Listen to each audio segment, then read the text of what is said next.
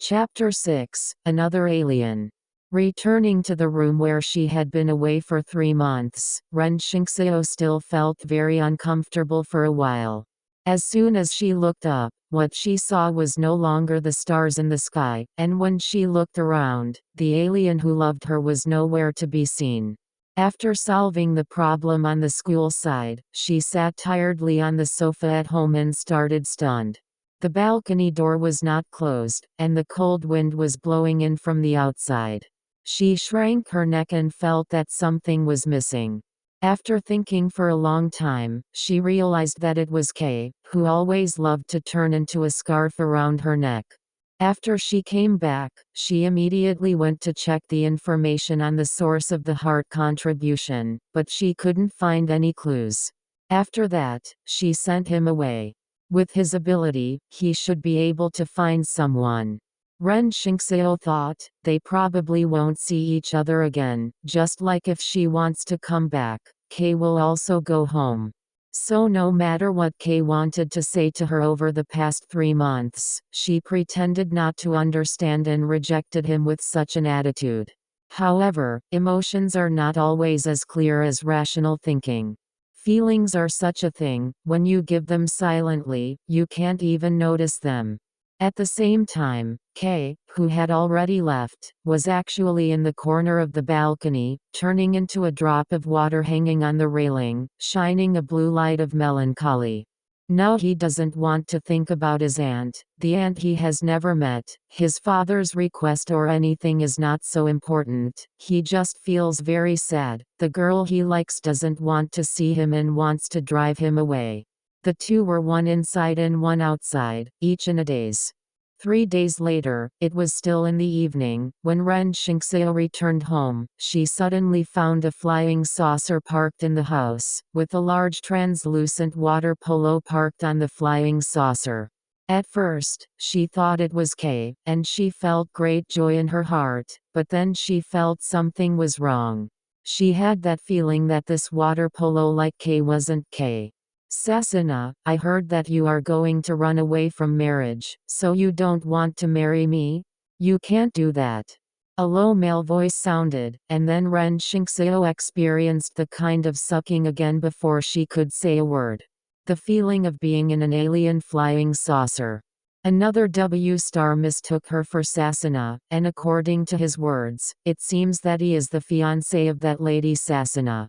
This gentleman is not as polite as Kay.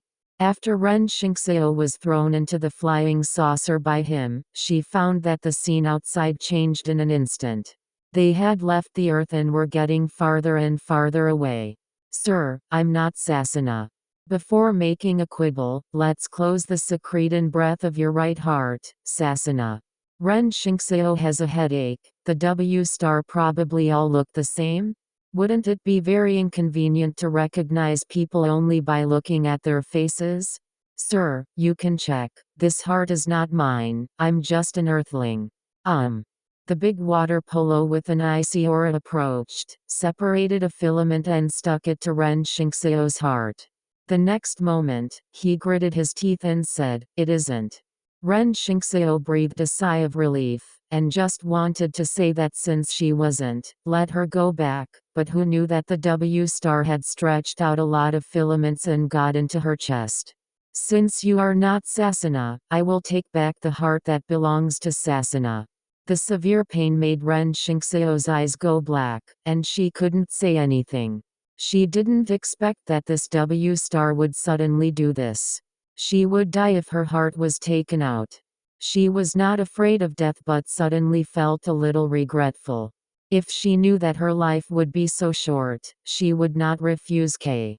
In a daze, Zixu heard Kay's voice, shouting something in a tone full of anger that she had never heard before.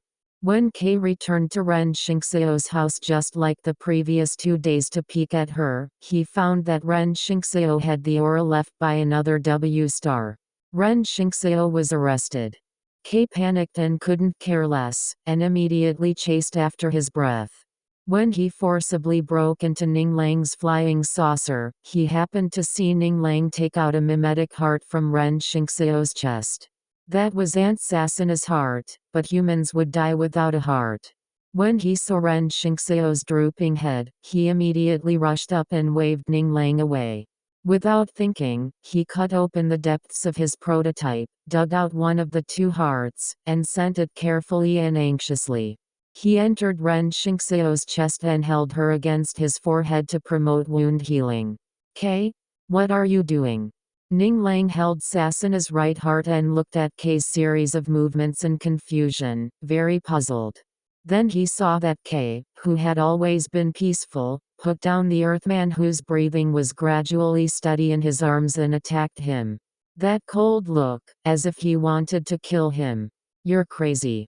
Kay. If she dies, I'll kill you." It's scary for a good-tempered person to get angry.